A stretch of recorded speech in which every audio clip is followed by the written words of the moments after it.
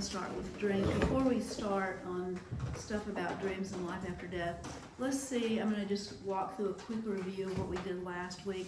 We talked about the many selves that make up our personality.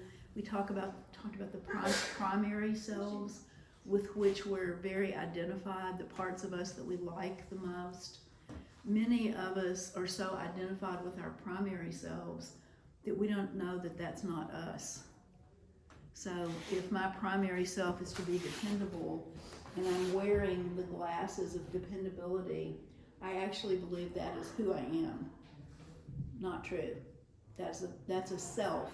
That's a part that has been successful and has been reinforced by the culture and protects my little kid. And then there are the disowned selves, which are the parts of us that we have rejected.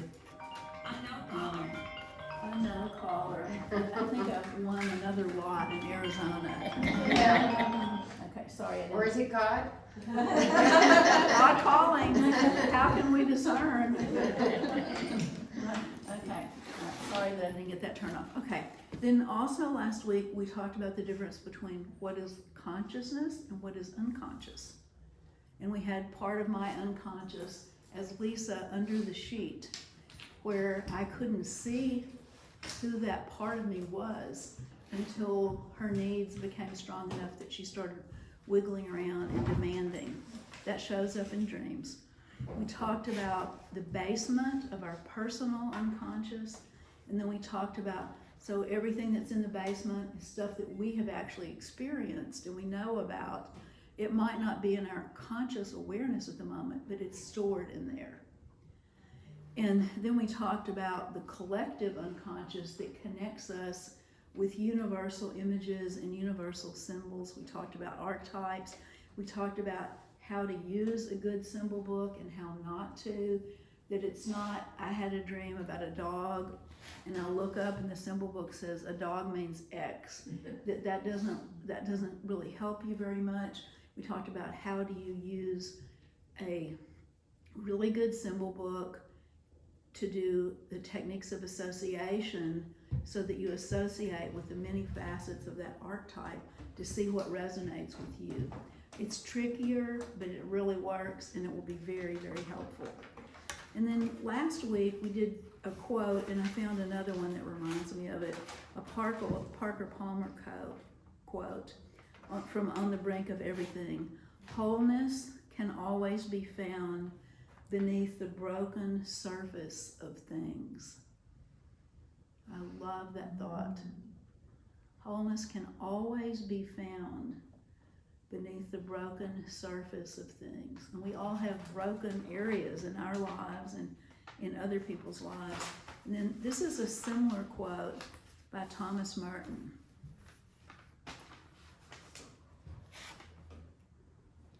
The eye can discern beneath the broken surface of things an invisible fecundity,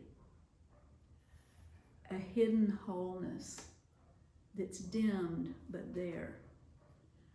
This mysterious unity is wisdom, the mother of all. Yay, Thomas Merton from decades ago, calling wisdom the mother of all. So part of the joy of dream work is to help you tap in to the hidden wisdom where things are not broken and sense is made out of all the messes in life. Okay, enough generic foo-foo. Now we're going to get into the dreams. Okay, so it's really difficult if you're new to dream work. First of all, it's very difficult not to externalize the dream. So I had a dream that my housekeeper died. It's very difficult for me to not wake up and call this lady that I love and make sure she's okay, because your mind believes you're dreaming about the outside world, and occasionally you are, but it's extremely rare, almost never. It does happen, but you should assume that she's fine and she's on her way to take her daughter to school. So the first thing is it's hard not to believe that things are about the people that you're dreaming about. It's hard to believe that it's not about them in some factual, concrete way. At the same time, in the mystery of dream work, we choose people on whom to project our energetics. So if I'm going to choose, last night I was listening to Barbara Streisand sing maybe 12 songs, and each one was with a different man, and the different male singer had a different energetic field. They were very, very different men. And it was so gorgeous to listen to all that.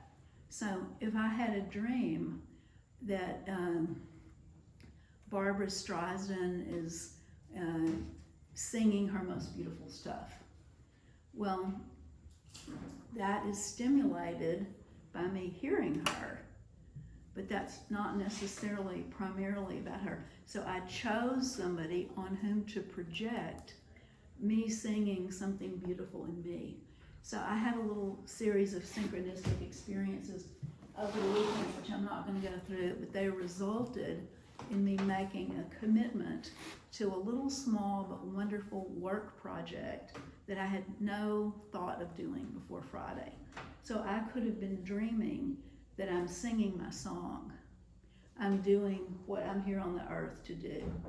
And I projected that feeling of I'm releasing my juice, having heard her release her juice. So projection is that you choose somebody and you project your stuff onto them in daily life and in the dreams.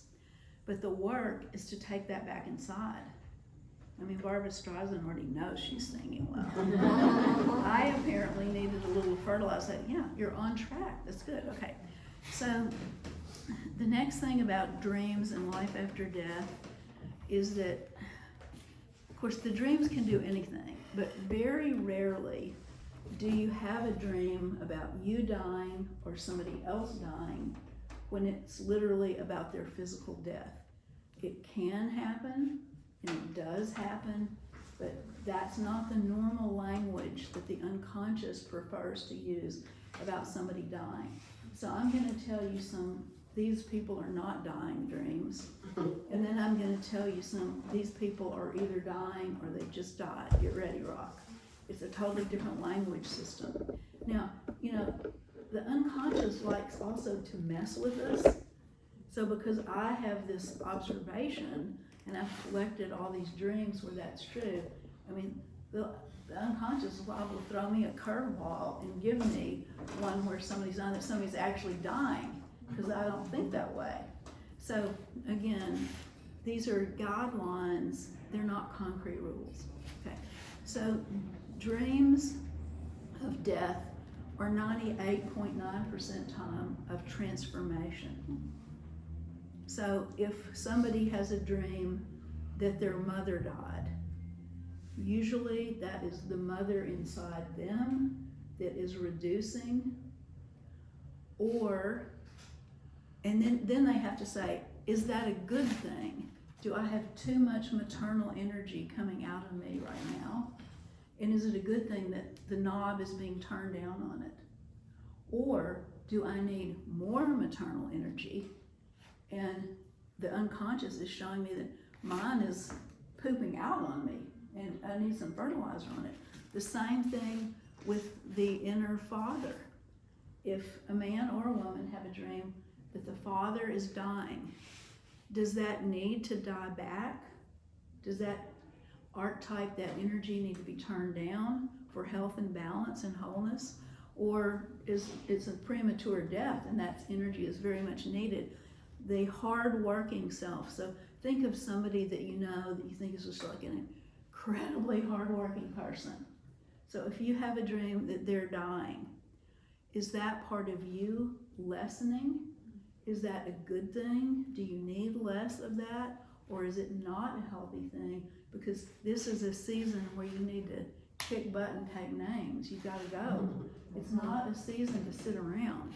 So you ask, is it healthy that it's dying or unhealthy? The same thing with your inner money manager. Are you being so much of a nerd and you're just kind of making yourself and everybody else miserable about money? Or you need to be more careful. The death is just about transformation. Somebody told me this weekend that they had a dream that their inner mafia boss got shot. And they ascertained that that was like a really good thing for the people that live around them. Now, there's a positive side to the mafia.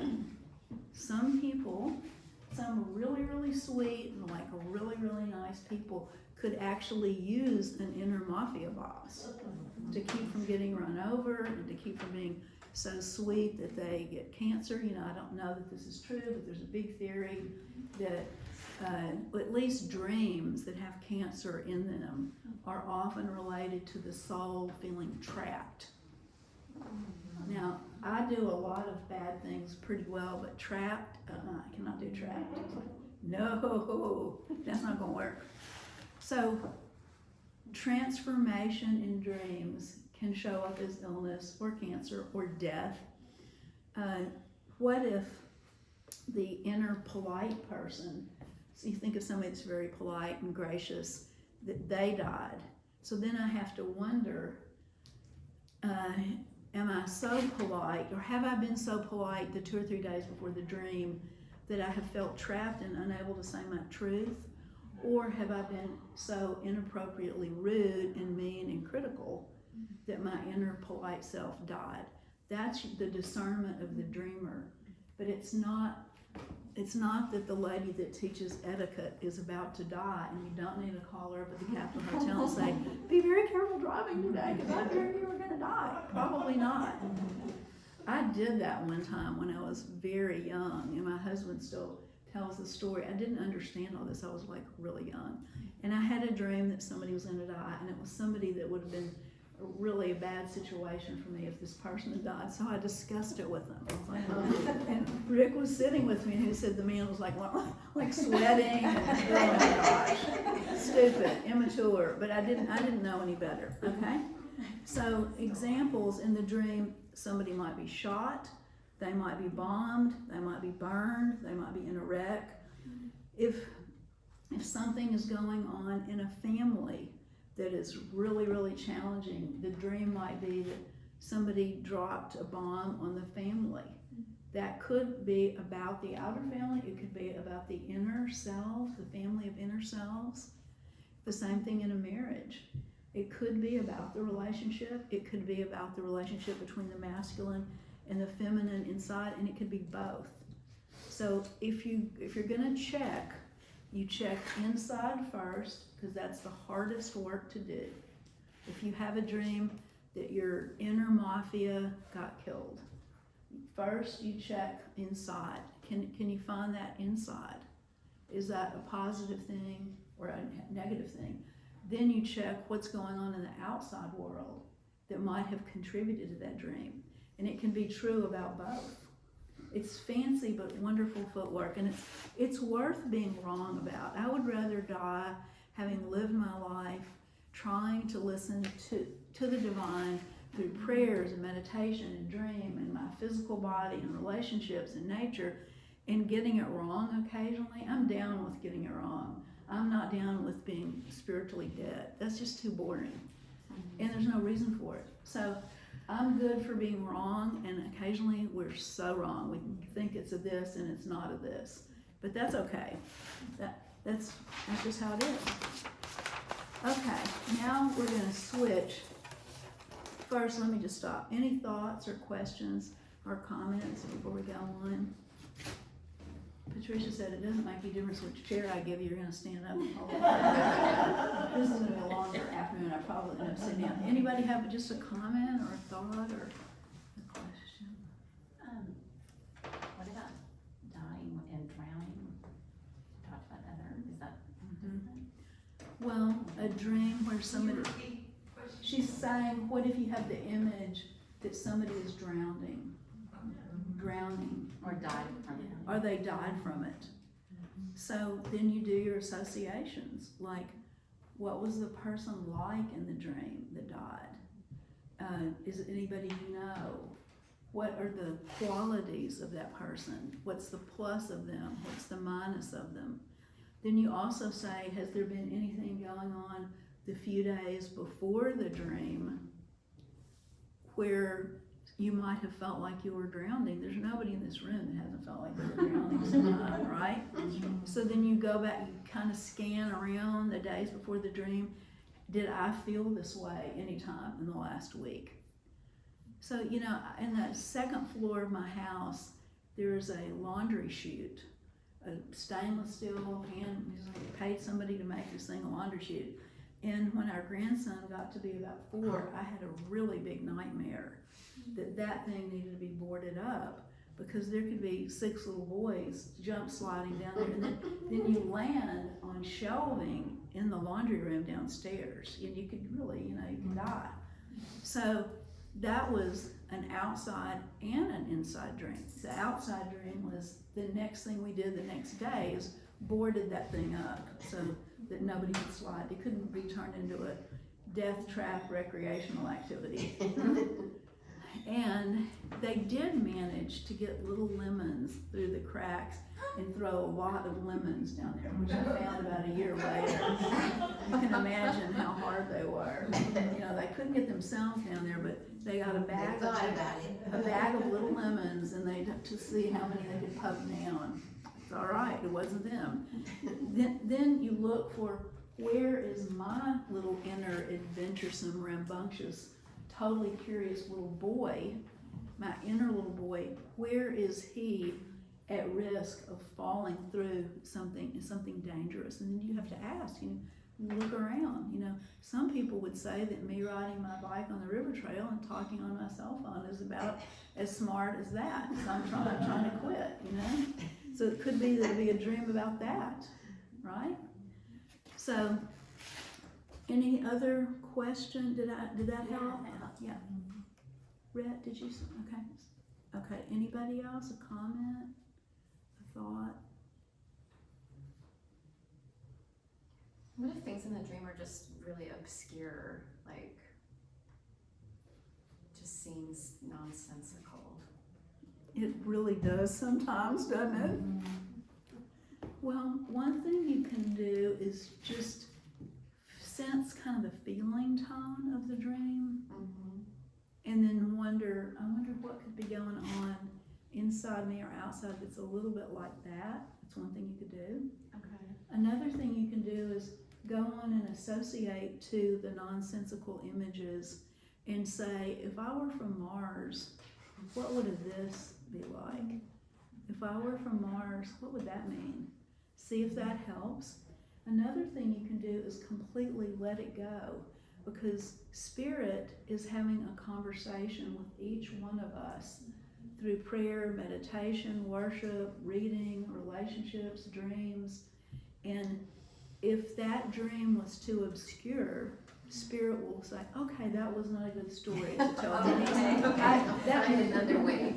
That movie I made for Denise, like, that was not I can do better. You know, we have some parents of filmmakers in this room, so we've got some people that know more about this than I do, but it's like, okay, well, I made it that way, that didn't help her. I'm gonna make it another way. And that same thing happens all night long.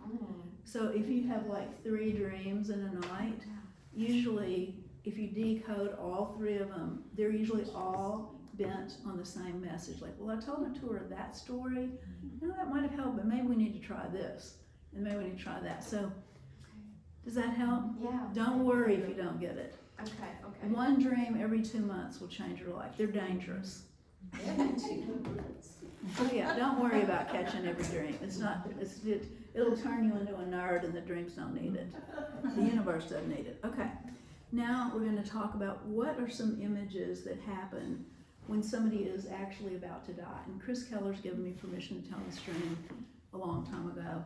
So right before his dad died, he had a dream that his dad was being driven to the airport because he had a meeting with a priest named the Reverend Sherman Summers. So Reverend Sherman Summers was already in heaven. He was apparently a character, a really good priest, and really funny. and very beloved by Bishop Keller. And that is the dream that Chris had the night as his dad was dying. It's not like my dad died. He's going to an airport to take off to another level to be born into a new life. Any thought or comment?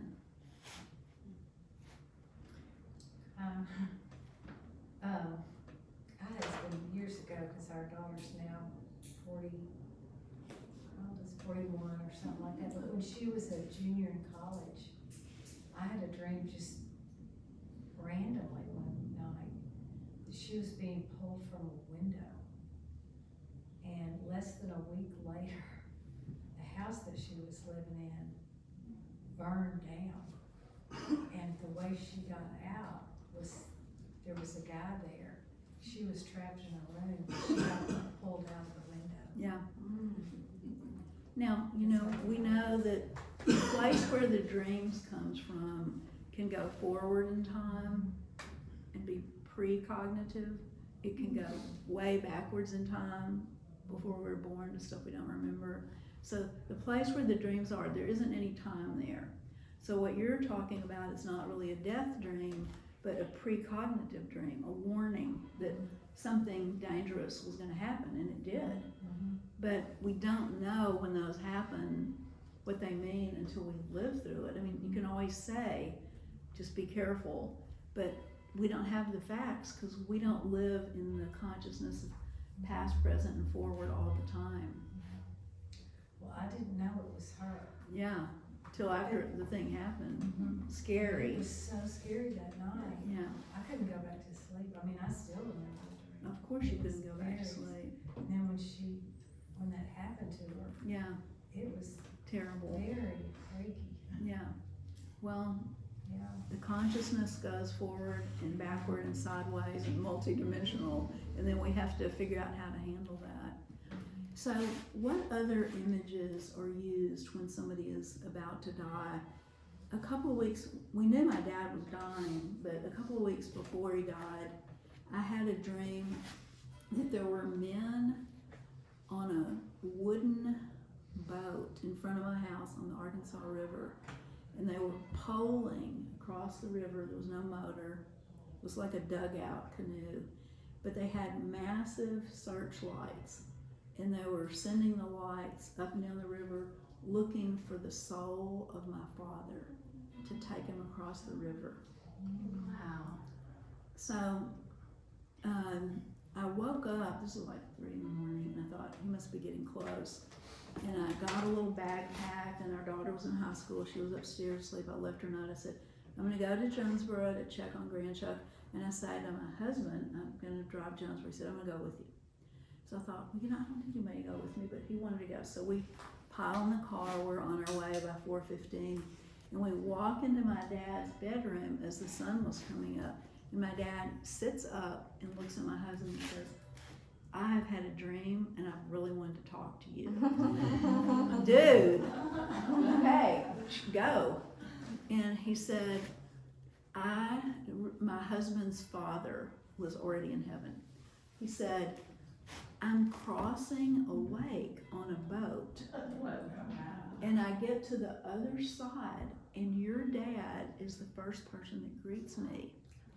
And he's on the shore of the lake, and he has a charcoal fire, and he's cooking fish and bread, and he feeds me. Oh my God. Little did, my dad was not Episcopalian, and he did not know that the Sunday lectionary for that next Sunday was that, you know, Jesus is coming across the lake, or the disciples coming across the lake, and Jesus is cooking fish on the edge. I mean, it's the scripture out of the lectionary that's about to happen. But it's what came out of my dad's unconscious. Like, I'm headed somewhere, your dad is gonna greet me. And both of those men love to fish. So then later, while we were just visiting and hanging out, my dad said, he looked at me and said, I had another dream I wanted to tell you. I said, okay, do it. And he said, I had a dream that I was walking through an evergreen forest. So like, think Maine, or think Muir Woods, or think someplace where you can really smell evergreen. And he said, I'm walking through there and it's like perfect temperature. And he says, I stretch out on pine needles and all I have to do is arrange the pine needles and it becomes a bed. And if I need a pillow, I just fluff up the pine needles and it's a pillow. And if I get cool, I just take the pine needles and I just like cover myself up. I'm thinking of, even though I walk through the valley of the shadow of death, I will fear no evil. And I'm thinking of the 23rd Psalm. It's like all this imagery from the 23rd Psalm and from the other piece of scripture. And I got really quiet. We just sit there in the quiet for a little while. I said, Daddy, what do you think that's about? And he said, I think when God's getting ready to move you from a 5 to a 7, you have to have some dreams to get you ready. I was like, dude, all right, wherever that's coming from, that's the divine feminine vein of wisdom. I mean, he's just tapping right into it. So I want to tell you the story related to a dream about death that converted me to a belief in life after death. So, I mean, I was raised in a Christian family, brought up with both my parents tremendously involved in the church forever, and I've been, involved in the church and have considered myself a Christian for as long as I have memory. And it wasn't that I didn't believe in life after death, because back in those days I was too much of a rule respecter, sort of. But I didn't have any real kinesthetic, it's real, dude. I mean, it is so real, until I had this dream. So my grandmother, I was extremely close to this grandmother. I loved her and she loved me. And she did all the kinds of things for a little girl that only grandmothers really have the time to do, like make a taffeta formula for, what do you call them? Formal, for a 4-year-old. Make a little nurse's outfit when my baby brother was born with a starched cap and a navy cape and pipe. Just who has time to do all that kind of stuff? Like make everything from scratch. Take a tea kettle and pour boiling water over the dishes to make sure all the soap is off. Iron the sheets, all the stuff. Iron everything. Anyway, I loved her and she loved me. So she died exactly around 40 years ago. And after she died, I don't know, a month or 2 or 3, this is the dream I had. I have a dream that I'm in her hospital room. And there's a woman sitting beside her in the dream who's praying for her. And my grandmother is dying. She gets out of the hospital bed, she goes to the corner of the room, and she has white gauzy stuff all over her. And she's spiraling, her spirit is spiraling to get out of her body. Now, my grandmother was a Methodist from Jonesboro. She knew nothing that the Buddhist tradition and some other religious traditions are that your soul spirals out of the top of your head at death. I mean, she's in an archetypal, I'm in an archetypal viewing of her. So all of this gauze gets shed, and one part of the term is fear, one is pain, and one is peace. So she's moving through this cycle of, she's a little afraid, there is some pain, and there's a great peace. And then she gets all the way out of her body.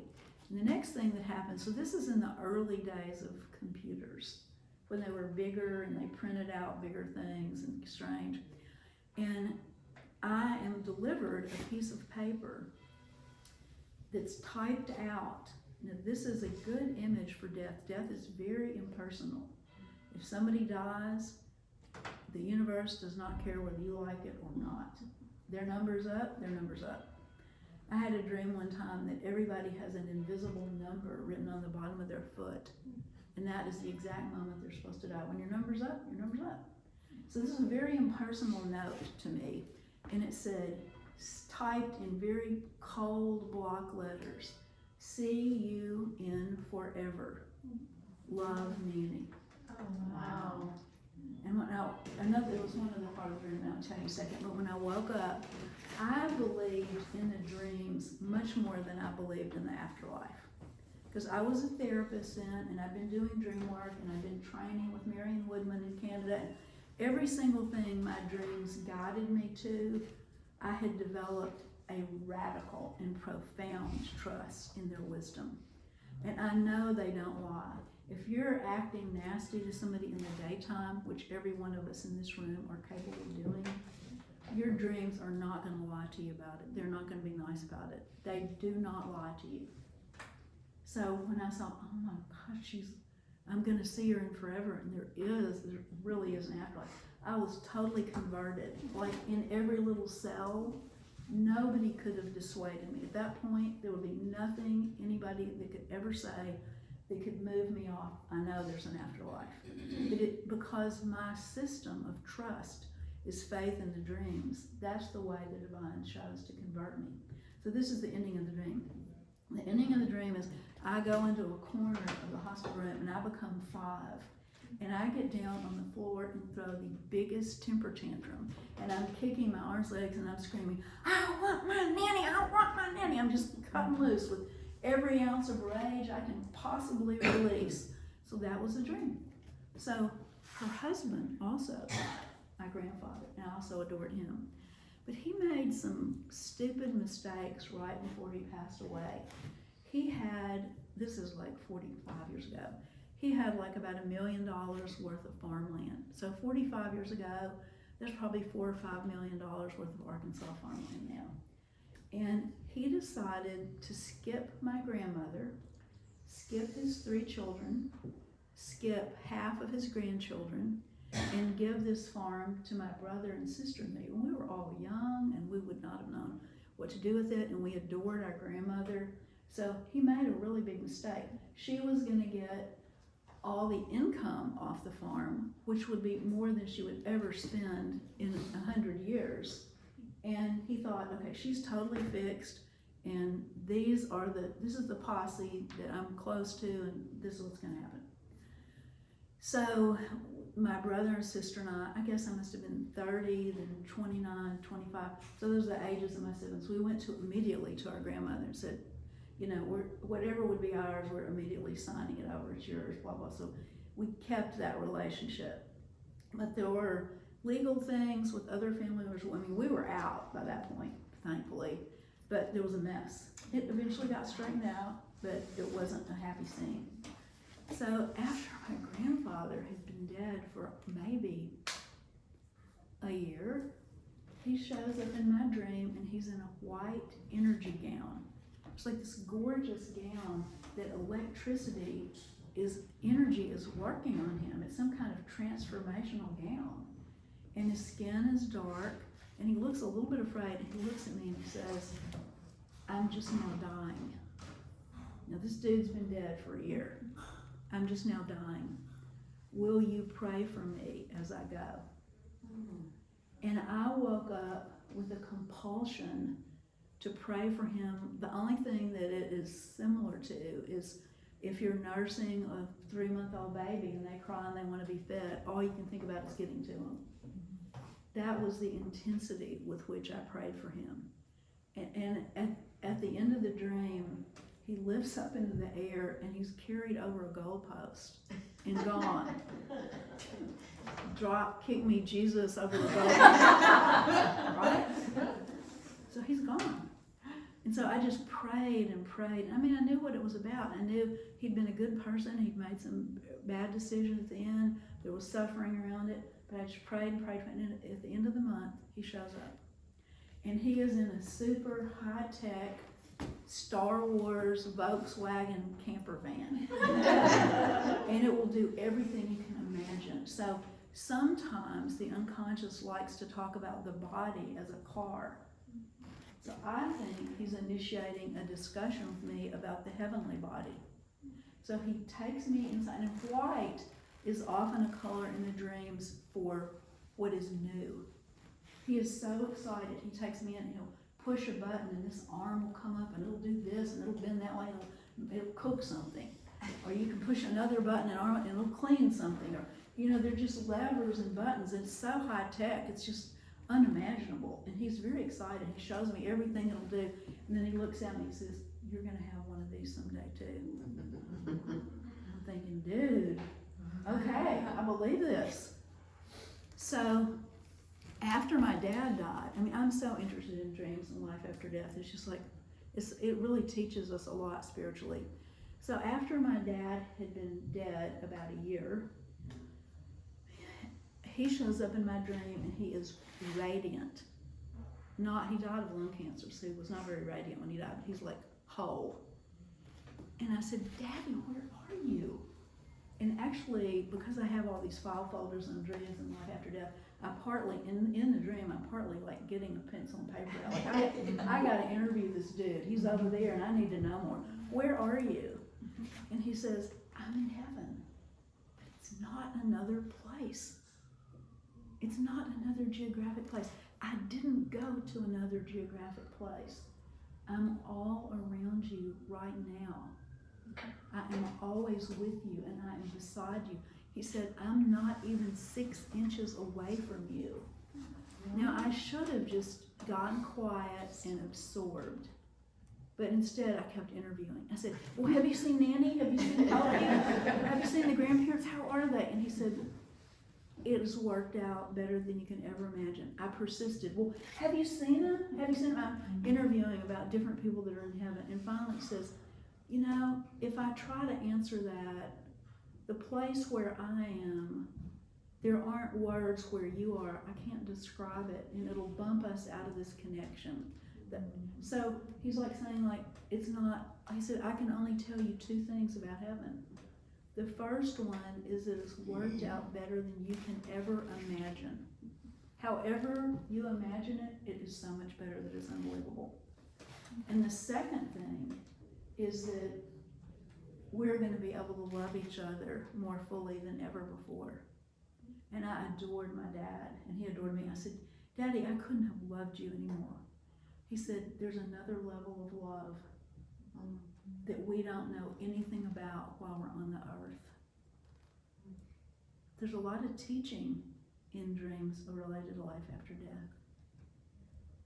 So a friend of ours lost a daughter in an accident when the daughter was 18. And this lady has given me permission to teach in this dream, and I could use her name, but that doesn't feel right at the moment, so I'm not going to. So a year or 2 afterwards, this is the mother's dream. Of course, she was devastated, as everybody was, about this death. She goes into a restaurant and is waiting because she has a reservation, something time appointed. And the young woman, she looks at it and sees that on the ground is this gorgeous young woman. And she's in this like 3-tiered, creamy white, beige colored chiffon dress. And the young woman stands up and the mother realizes it's the daughter. And the mother starts asking all these mother questions like, are you okay? And the daughter is like so okay that it's just unbelievable. And she tries to convey it. And the mother said, yeah, but how are you on your birthday? And the daughter reassures, how about your naming day? The day we celebrate when we named you. How about Christmas? And finally, the daughter says the same thing my dad said to me. The daughter says, there's another level of love, Mom, and I'm in it, and it's completely unimaginable. So after Andre, the Swiss baker, got murdered in his restaurant, he and I were big buddies. I loved him, and he loved me, and I would walk in the restaurant, and he would say, hello, Suzanne. I would say, hello, Andre. So I was so furious when he was murdered. I mean, just furious. I remember where I was, everything. Anyway, he shows up in a dream of mine, and here's another image that the unconscious likes to use for death. You're in a dressing room changing your clothes. The unconscious is about as worried about death as I took this off and I put that on. Because the continuity of the soul is completely solid. There's no interruption. The soul experiences it, differently than we do. So I'm in a dressing room with Andre, and he has a 3-tiered white chiffon dress on it, which in reality he would have loved to have been able to wear around Little Rock. And he's wearing it, and he's talking to me, and we're affirming our love and affection for each other. And then this gigantic window opens, and this huge wind blows, And he elevates and starts to go out the window, and he says, "Come on with me, Suzanne. You can go too, come on." And I say, "It's not my time." And he goes out the window, and the spirit, the wind, carries him to wherever he's going. So it's the three-tiered chiffon dress. It's white. It's ethereal looking. It's a dressing room. It's love. It's connection. So this dream I told you once before, but I'm going to tell it again. My friend Joyce Rockwood Hudson, who wrote the book Natural Spirituality, after her mom died, she had a dream, and in it she saw these beautiful flowers and all this greenery, and she saw her mom, and she said to her mom, "Mom, you must be in heaven." And her mom said, "Oh no, this is not heaven." And she said, "Yeah, but look, there are flowers and greenery and everything." And her mom said, "Do you see that curb over there?" And in the dream, Joyce says, "Yeah." She said, "Do you see that lady sitting on the curb with her head in her hands, and she's like crying her eyes out?" And Joyce said, "Yes." She said, "That lady has just been told you are not going into heaven until you are ready to love everybody." And that lady's not ready. She's furious with some people, and she like really does not want to give it up. So she's going to sit there and cry and throw her temper tantrum because she doesn't want to give up hating these people. Like, we know some, well, I better not say that because it's too political, obviously. I'll hush on that. So let me just stop for a minute. Let's see what time it is and just let you make comments, whatever comes to mind. So you don't see those as the typical dream. Those are actually messages, is how I interpret it. Messages from beyond. Well, they are messages, but a lot of the stuff that we teach about dreams is pretty linear, like conscious, basement, unconscious, personal unconscious, collective. That's kind of linear. But the dreams are really not that linear. We're giving you linear stuff so you don't get lost in the ocean. But these dreams are more like reality is, that it's all happening right now. Is it a message, or is it that we are bumped into a different vibrational frequency? That's what I think it is. I think all that information exists. It's all happening right now. But you're not interpreting them like, who is the father in me, like you do with other dreams. It's always a good idea to run those traps. I've never wasted 20 minutes looking inside for all that stuff. That always helps. It's always a good idea.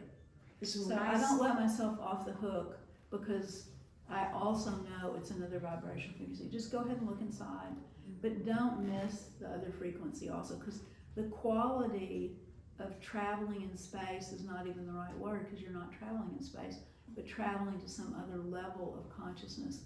There is a numinosity to it, a spirituality to it, a God energy, a light energy. It's supercharged energy.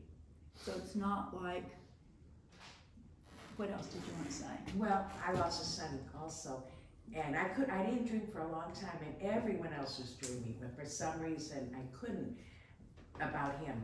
But when it happened, he came up behind me and he hugged me. And it wasn't who is the son in me that, you know what I mean? It was a contact. Mm-hmm.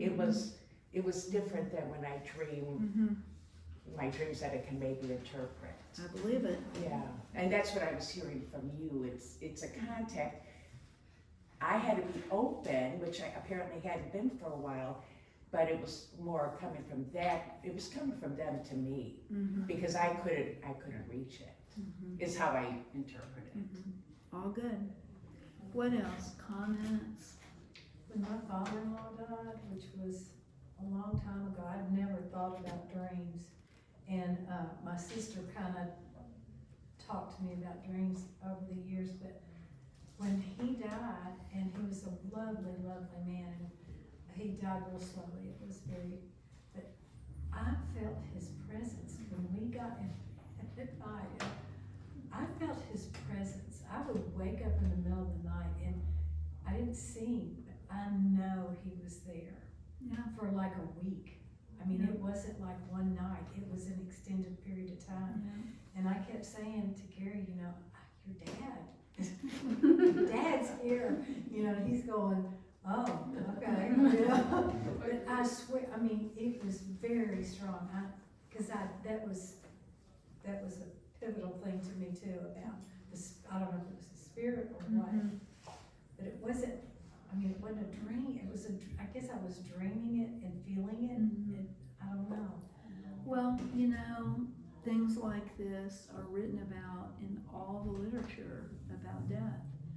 And we don't need our spouses to validate us or have the experience or even agree, or our friends, because some of us are wired to pick this stuff up easily, and we're given it for the community. These dreams that I'm sharing with you, yes, they helped me, and I'm grateful for them, but these are for the community. And when you have that experience, it helped you, but it's also your gift back to the community. And you don't need to, nobody needs to validate it, or nobody else needs to have that experience, because the divine is giving other people other gifts and other experiences. And we put them all together, and then we can help each other. So why are some people wired to do this or that? I mean, I have no idea. I'm like the new kid on the block on that. But I know that people frequently have dreams related to somebody dying, but sometimes they don't. And that's painful for them. They want that connection. And what we have to say is the divine is going to make the connection to them another way, through a plant that reminds them of the child, or through the connection will be made, but it might not be through a dream. Lisa? Chris, talking about that made me think about when my mother-in-law died. We were very close. It was a very complicated death, a hard death, and I was with her. And there's more to that, but not necessary. And I really wanted a dream. I wanted a dream with her to know she was okay, that it was okay. I really wanted a dream, and everybody else was having dreams. People were telling me about Leonora coming to them in a dream. What? Finally, probably, it was a good long time later, in this dream, I'm still looking for her. Have you seen Leonora? Have you seen Leonora? Have you seen them? And I see this white bus drive up, and there's people all dressed in white lined up like at a bus stop, and they're getting on the bus, and the bus door, like a school bus door, opens, and there's this beautiful black woman all in white. She opens the door, and people are getting on, and I say, have you seen Leonora? Have you seen Leonora? She said, honey, she already took the bus. and I'm like, oh, okay, can I go? She said, it's not your time, and she closes the door. And off it goes, and I never did see Leonora in the dream, but then I was reassured, and it was okay, like all that anxiety that I'd been carrying around for months, just went, okay, she already took the bus. Yeah, so it was great. Any other thoughts or sharing that people want to do, Judy? And then Becky? When my mother died, she lived in the state of Washington, and I was living in Minnesota at that time. And I'd been out being with her. She was in the hospital, but she wasn't, we didn't know about impending death at that point. So I had to fly back to Minnesota to take care of my practice for a week or two. And while I was out there, she called me and said, I just had this dream and it scared me. And so, well, tell me about it. I didn't know anything about dreams really at that point. And she said, well, I was supposed to catch a train, and I went to the train station. I was so afraid I was going to miss the train. And then she kind of was weeping, and I said, well, tell me about it. Did you get on the train?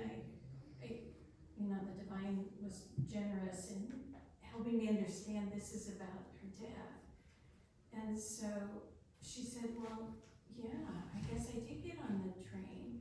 I made the train, and so said, well, what did you see out the window? And so she started telling me everything that she was seeing, all this beauty out the window, even that, she saw streets paved in gold. And,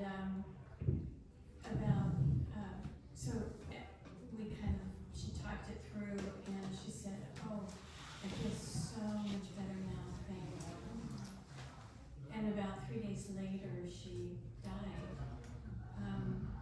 And the gift in that, I didn't understand at the time for me, was that I wasn't able to get back there to be with her when she died.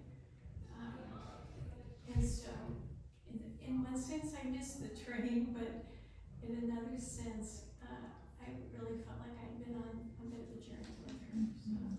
So it was a sense of peace for me. And a sweet, sweet connection. Becky? Well, mine is about my dog.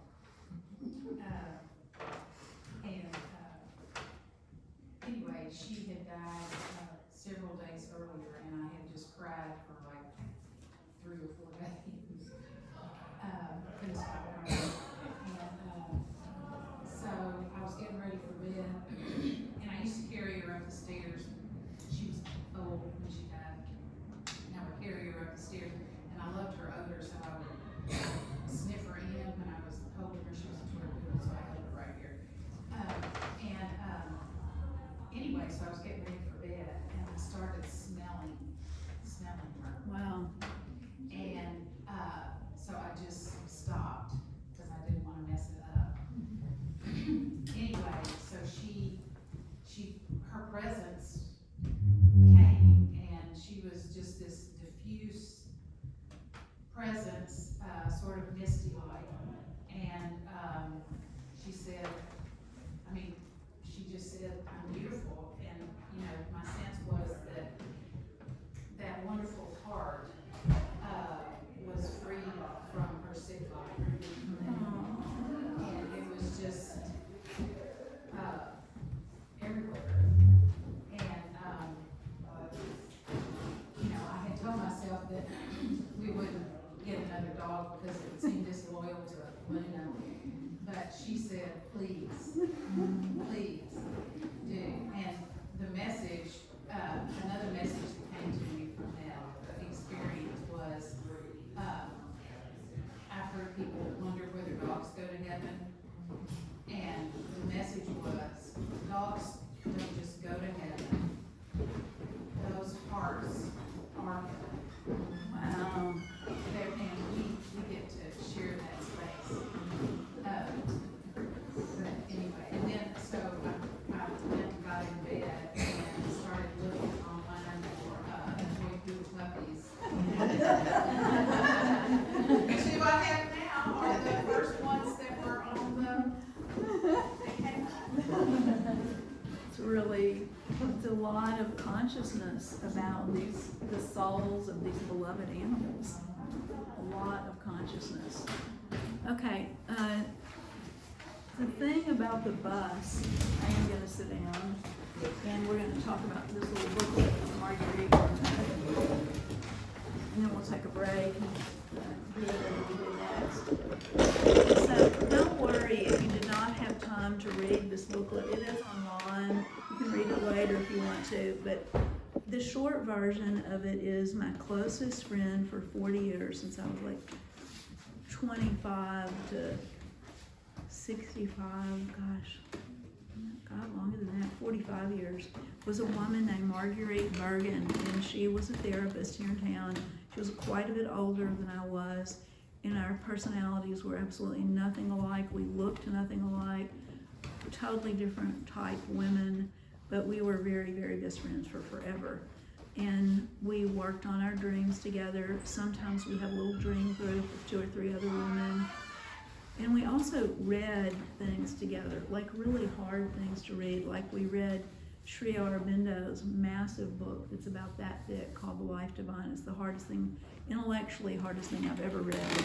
And we read all these bizarre, crazy, mystical books by Dr. J.J. Hurtak and just all kinds of stuff about you don't even, we read everything we could get our hands on about woo-woo stuff. So we were like, we're getting our PhDs and our little dens together on every esoteric thing we could get our hands on. So anyway, she had some kind of little incident, who knows what, and she decided, maybe it was a heart attack, maybe it wasn't, but anyway, she decided that that was the beginning of her dying. And so she entered into a very unusual process, and I stayed with her once it became clear that she was going to die. I stayed with her for 27 days, and I slept on a little pallet at the foot of her bed most of those nights, probably 20 of the nights, maybe 25, I don't know, but most of the nights. So I was in and out all day. Eventually we had to have caregivers, but I was there a lot in the daytime, and I was there in the evenings, and she would wake up in the evening and have a dream or have an insight, and she's like, I hate to wake you up, but, and then she would dictate stuff and tell me stuff. So I'm gonna give you just a little short highlight of that, and then we're gonna take a break. So I made notes over here. So in our dream group, at this point, this was like 6 months before all this, the death process started. She had a dream, and she said in the dream she was the dream was maybe in the winter, and she was going through her summer clothes in the dream, and she says to somebody, I'm not gonna need these. I'm not gonna be here by the summer. I'm not gonna need them. I'm like, really? You're driving your car and walking around and making green tomato relish and cooking stew? Like, what do you mean? I just didn't pay attention to it. So she got a heads up that that's where the soul was headed. So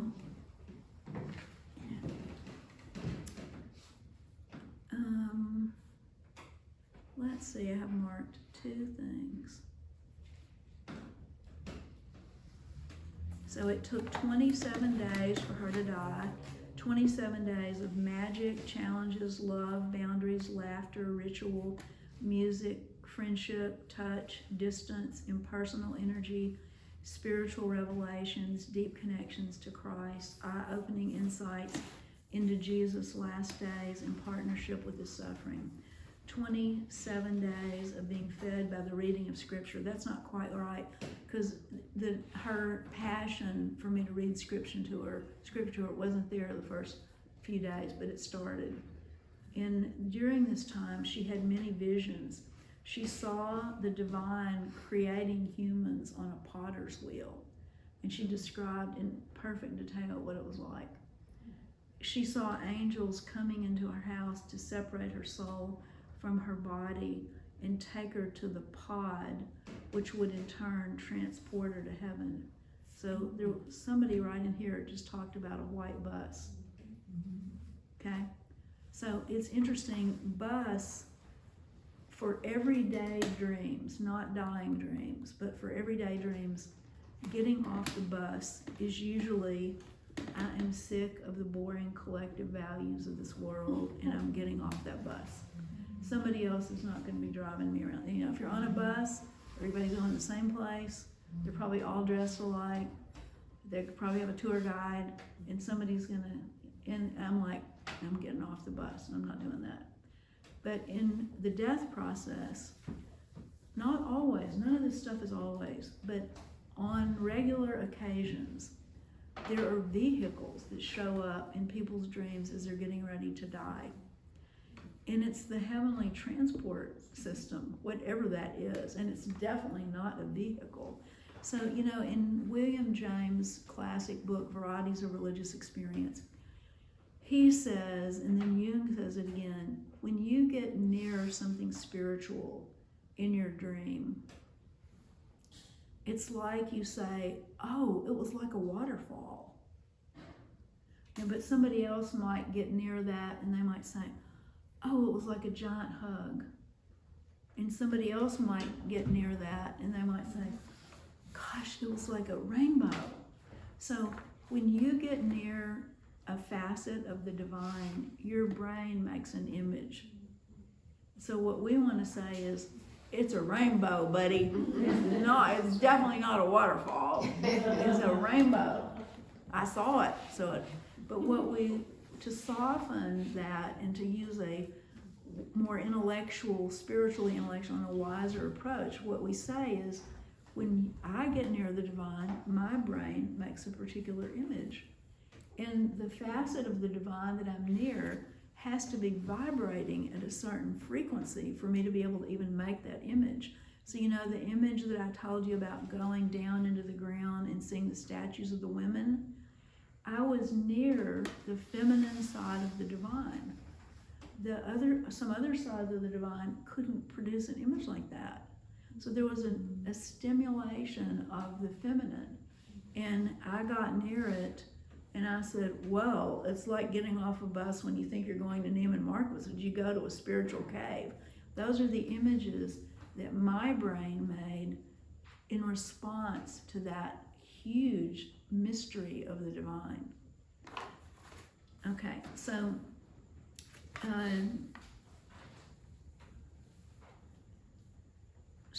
she sees that the angels are coming into her house to separate her soul from her body and take her to the pod, the transportation device, which will in turn transport her to heaven. Also, Marguerite and I were deeply committed Christians. We were churchgoers, we were leaders in churches, but we didn't really study the Bible together. We studied everything but the Bible. In those last 27 days, well, especially the last 3 weeks, we really studied the Bible together. It was unbelievable. And I've never liked Stations of the Cross. If I walk into an Episcopal church and there are all these bloody things hanging all around, I'm like, oh my God, some dead person donated this and we have to leave them. I can't get rid of them. And I'm kind of embarrassed. I'm like, oh no, that is so low consciousness. What are we doing with this hanging around? I really don't like it. Well, toward the end, what did Marguerite want me to read to her? She'd never been interested in it, and I certainly hadn't. Stations of the Cross. Again and again and again, because she was walking that. And one day she said to me, God, thank you for the Catholics that preserved this. And I'm like,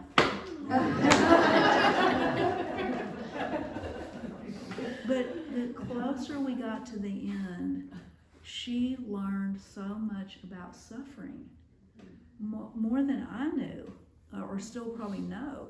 And all of a sudden, all my ghastliness about that, it's like, okay, there's something to this whole thing. There's a reason for this. So we did a lot of Stations of the Christ and went across. So Marguerite and I were not known for being traditional in the community. I wasn't a priest, and we were teaching every untraditional class we could teach, and blah, blah, blah. And she said, Susan, when you publish this little book, our people that have come to our classes are going to think we're crazy. They're going to think we're Jesus nuts. and she said, the people that have come to our classes, they are not going to like the suffering business. They're not going to want to hear the suffering. So the Bible came alive to her in unexpected and delightful ways. She called it her food. Once she stopped eating, she called hearing the Bible read, that's the good stuff. Read it some more. Okay, so now I'm just going to go through page 2. This is so unbelievable. So I thought I knew this woman like the back of my hand. I didn't know there was anything she was thinking about that she hadn't told me about. Well, that's how narcissistic we are. We just don't know everything about people. So Thursday night, January the 17th, she says, for years, Susan, I have prayed at night for 68 million homeless people. For many years, most are men, a few are women.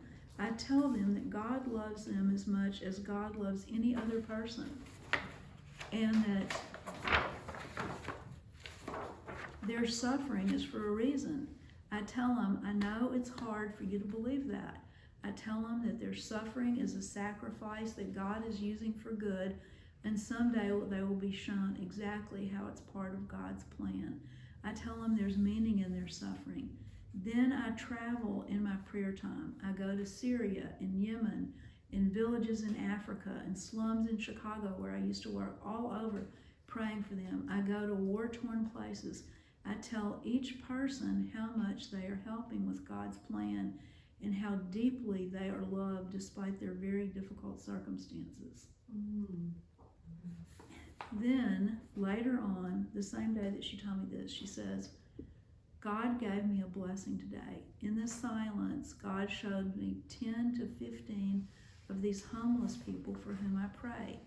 They were to serve as representatives of the whole 68 million. Each one of these people had now received housing, food, medical care, and training if we needed it.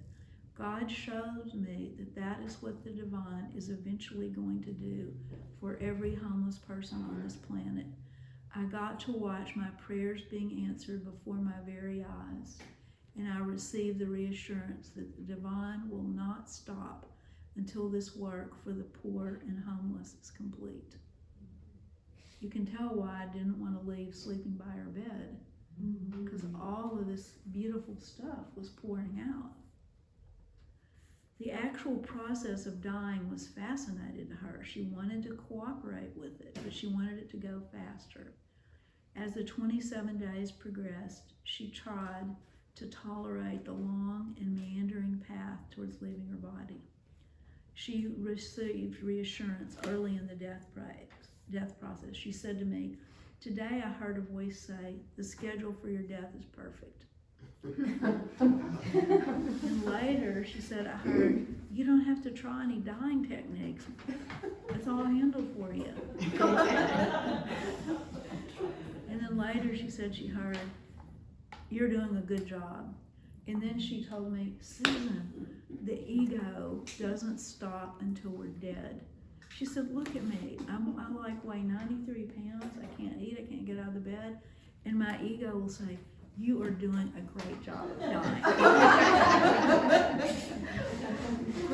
Good job. She said, "Do not think that the ego is going to stop. It can't stop. It's going to stay there." Then the 18th, I'm in no pain. I have no fear. And she wouldn't let anybody come in her room. She didn't want, her husband could only come occasionally. All of her friends that adored her, maybe 2 or 3 got to go in there in a month. She did not want anybody in the room. She said, "Why would I want to sit and visit with anybody when I can be in Jesus' arms? I don't want any visitors. I have work to do. I'm happy and I'm excited." So she did a lot of reviewing her whole life. And so now this is going to take us a little bit off track. Let's see. Yeah, I have time to go off track. So when my mom was a character. She was like so unbelievably mouthy. So she was dying. Rick and Rose and I were at the hospital with her. It was about 11 at night, and I said, "Are you hurting?" She said, not too much. And I said, "Well, you know, I have a really close friend who would come up here if you need, he's a hospice doctor, if you need pain medicine." And she said, "Well, maybe. Okay, well, let's call him." So many of you all knew the adorable, precious Dr. Bob Lindbergh, who was my very good friend. And he had left surgery and gone into being a hospice doctor. And I called him, he answered the phone, and he comes up there. And he brings a little wooden box in the room. And he looks at the monitor that's measuring my mother's heart rate and all that. And he says to Rick and our daughter Rosamond, he said, "You know, her pulse rate is so low that, you know, she can't hear a word you're saying." My mother sits up in the bed and looks at him and says, "Who can't hear anything?" And poor sweet Bob Lindbergh thought I was going to faint. And then she said, "What's in that wooden box?" And he said, "Well, it's medicine in case you need pain medicine." She said, "Well, like what?" And he said, "Morphine." She said, "Morphine?" She said, "I'm not hurting that much." Later, an hour later, she decided that she did want a shot of morphine. And as he's giving it to her, she said, "You know, it's kind of like putting a dog down, isn't it?" Bob Lindbergh said, No. I mean, like, "I'm not allowed to give you enough that you would die." I mean, "No, I'm not." And she said, I've had to put dogs down, and this is exactly like it. You sit with them, and you give them. Anyway, we lived through that. So Bob Lindbergh then became very interested in spirituality, and he went to Marguerite Bergen's woo-woo Sunday school class at Second Presbyterian Church for about 4 years. So he became part of our spiritual tribe. And on Tuesday, January the 22nd, Marguerite said, I had a dream. No, this was my dream. That's not Marguerite's. Tuesday, January 22nd, I had a dream that Bob Lindbergh, who's already in heaven, is going to show Marguerite around heaven. He has been given the job to show her the infrastructure of heaven. I mean, she loved this man. Nobody should be any happier to see, and he loved her. Bob was the physician for whom I was also a spiritual director, and he wouldn't mind me saying that. I accompanied him in his dying process. So when he was dying, I sat with him. When the hospice doctor was in hospice, I was his person. He was a regular student at Marguerite's Sunday school class, and it was in that class that he made his own deep personal connection to the divine. In my dream, he had been assigned to show Marguerite around. I told Marguerite about it. She smiled, and then she cried at the thought of Bob being with her in heaven. So we would move out of this intensely spiritual vibe into, at 3:05 a.m., she says, did you find my obituary? I'm like, Marguerite, did my parents get in their spell correctly? When are you going to call Steve Hancock? That's her minister. Add Jim Young, Margaret to the list of people to notify at 3:07. If I wake up in the morning, she said, and I'm still here, then I'm going to quit this system and go to another one. It hasn't worked for me yet. I'm not dead yet. Margaret believed that she was following a system that would help her die. Her system was don't eat, don't go to the doctor, and eventually, at the very end, she decided to stop drinking water. The hospice person said he's watched many people try that, but almost nobody can do it. She had the steel will, and she eventually stopped drinking, which apparently is very hard. Then she says to me at 3:10 a.m., when are you and Rick going to take that trip to Ireland? So this was in February. I said, not until May. Oh, she said, good, we're going to get this dying done before then. And then she started laughing, and she said, I'm so controlling. Even in dying, I can't help myself. I said, well, how's that working for you, girlfriend? She said, it's working great. I can't even get out of here. She's trying to get off the planet, but it's not happening. So now let's go to page, blah, blah, blah, Bob Lindbergh. Okay, so this is a painful dream. So this is my dream while I'm over there sleeping by her bed. There's a 2-year-old boy dressed in full baseball gear. He and his friends are playing on opposing teams. He says to his friend that's on the other team joyfully, hit it, hit it, hit it. Over and over, he's encouraging his friend to hit the ball. He's ignoring that if his friend succeeds in hitting the ball, his own team will be disadvantaged. However, he loves baseball and loves the friend so deeply that he wants joy and wants success for his friend. I awoke from the dream to see Marguerite's aqua-colored spirit starting to leave the room.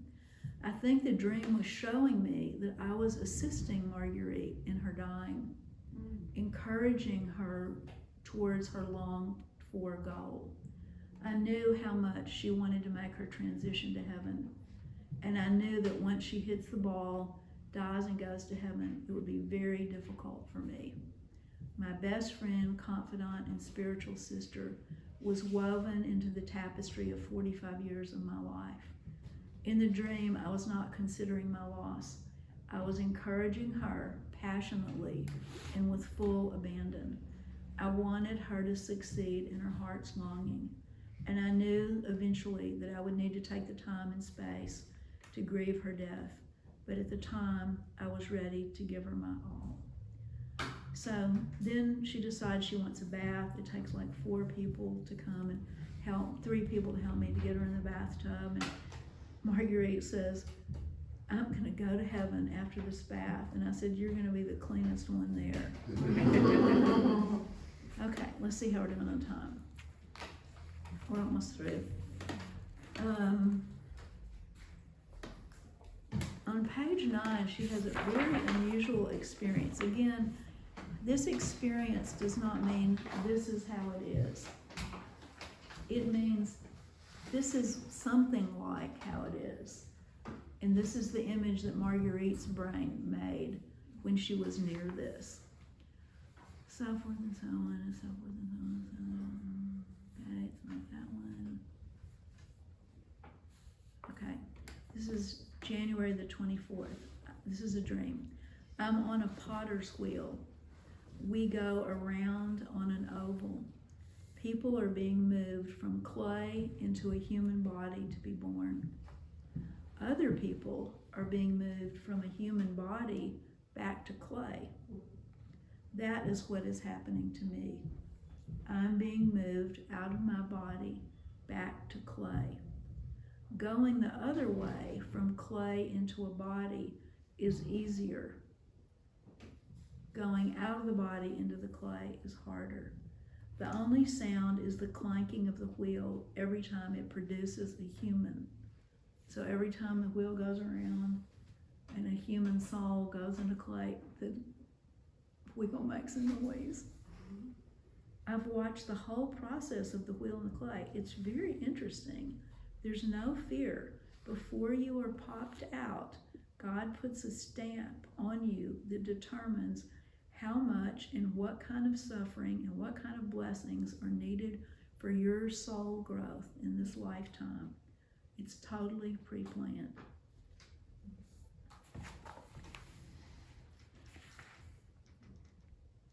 So one day I'm trying to help clean her, and I was struck by how unbelievably thin she had become. And she was not a thin person.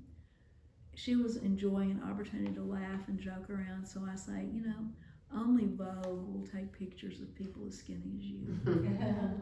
She starts howling. She's laughing. She said, I say, you know, they're coming for a photo shoot this afternoon. And she says, now that I'm this thin, my legs look nice. How thin am I? I said, very. Perfect for Vogue. I'm going to write a book called The Marguerite Express, and these Vogue photos can be the images. I'll use the things you've written down for me for the text. She laughs. Very Vogue-esque skinny butt. I'm changing her diaper at this point. Perfect angle for the photo shoot. They only take pictures of bottoms that are this thin. She says, tell Rose, because our daughter Rose is very fashion savvy. She says, tell Rose that Vogue is coming. And then she says, Susan, would you just pray me to heaven? She's really getting ready. Really getting ready. This one is so weird and so wonderful, and I've heard it in other people's dreams since then, so I can't wait to tell it to you. This was on Friday, January the 25th at 11:25. Susan, I was told to wake you up and tell you this. I'm in a house. It's my house, but it doesn't look like it. Angels are coming in the front door. They have come to separate my body from my soul. There are other people here that are observing them. One of these people has a casserole. And so she's not eating, so the smell of food would bother her. She said, I tell them that it stinks and try to get them to not eat it. They're working on me now. It won't be long. I'll probably be gone by morning. This may be the last thing I get to say to you. I love you. And I say, I have loved going through this with you. And she says, me too. Then she starts giving me more directions about the memorial service. Sing the 23rd Psalm if it's held on a Saturday or a Sunday. And then, well, I don't need to read that. I don't mind reading it, but I need to go on. More about these angels. I wanted to wake you up and tell you more, and I say, I'm not asleep. She said, me neither. This is too interesting to watch. So she says, these people in jeans and t-shirts have regular lives on the earth, but they are actually not people. They're actually angels. They do this work of helping people get out of their body when it's time for the soul to separate from the body. They don't get much time for fun, but they do eat and drink and have a good time together. That's what they're doing now. I stopped trying to get them to stop eating the casserole. The only person person that I know like that is one of my current caregivers. She is one of them. She is an angel assigned to help people die. She may not know it. She may think she is a caregiver. It may not be wise to out her. You may not even need to tell her. Then she says, the party of the angels is wrapping up. It's not going to be long now. The people have all left. So the ones that were not angels have left. It's only the crew here now, the crew that takes people to the pod. The bodies stay and the souls go safely in the pod, and the pod takes them to heaven. You go in a group, a soul cluster group. You exit with your group. And there are about 15 in my group. It's timed down to a precise moment. So here is Marguerite, like literally, I mean, just breaths away from death. And she asked me the date, and I tell her, and she says, no, that's not right. Well, I argue with her. We look it up. Yeah, she's right. It was the 26th. So it's like a sci-fi novel. She said, Susan, you and I are like two crazy women awake all night writing a sci-fi novel. Then blah, blah, blah, some other stuff that we're not going to go on, blah, blah, blah, blah, blah. You have your ego till you die. God's grace allowed me to say cogent last night so you could write all this down. She says, the next time I die, I'm going to do it with food. And I said, I'm going to put a photo of an ice cream cone on the back of the booklet. And she says, I'm having more trouble talking. I'm so tired. I have a headache, eye ache, jaw ache, throat ache, but none of it's terrible. My bodily systems are shutting down. I don't need medicines. I'm just watching. I see a bus with the souls on it. It must not be mine yet. I can't see what they look like. I really want to see what a soul looks like when it's separated from the body, but I can't. Okay, well, I'll just do it. Angels, we're past that. Where are they at? So interesting. Well, it's online for free. You can read it. I sent Yeah. the link You can in print the it email twice, so it's Well, there. okay, I don't know whether mine's going to spam or. That's okay. So this is on the 31st of January. She says, I've learned that in conscious dying, food reduces clarity, so it does not work to eat food. At that point, she's still drinking water. She says, have you asked God while I'm still here? I said, it's not your fault and it's not your job to get you to heaven. The divine is working it all out. You've been told that when the calculation is made, you'll take your last breath. The scripture you've chosen for your memorial service reflects every bit of that. So I read the scripture again as she nodded and cried. She said, read it again. I hold her close to me with her head on my chest. It reminds me of holding a baby. It was very tender and very sad. Twice during that time, I say to her, you have become my baby. And when I would say that, she would smile and mimic sucking her thumb and then laugh. So on and on. Let's see. I want us to stop on time. We are 1 minute away. This is when she starts having me read all the stations of the cross and more scripture. And then, this is like maybe 2 days before she dies. So she and I studied a book by a woman named Connie Kaplan, and you learn about your spiritual principles from your astrological chart and what was going on the moment that you're born. So she's like a day before she's dying. She says, Susan, don't forget you incarnated to serve other people. Your sun sign is in service. That's the only reason that you incarnated. I said, Marguerite, how in the world can you remember my astrological chart in the shape you're in? She says, what shape? I am in great shape. I still have my mental acuity. She said, Jesus got vinegar and I'm getting water. But conscious dying is not all it's cracked up to be, because there's a lot of suffering in it by that time. So anyway, that's enough. If you just Google Susan Sims Smith, it's a website, because I just put stuff up there, and it has a thing called Conscious Dying. The whole thing is in there, and then the sermon that I preached at her funerals and everything. I think you'll enjoy it. So let's stop. For those of you that need to leave, I've loved being with you all. God bless you. For those of you that want to stay for a few more minutes, I'm going to decode a dream and go over how you can tell if it's God or not. This has been a really wonderful 3 weeks, and I've loved it. And there are a lot of snacks in there. Thank you, Susan. So fun.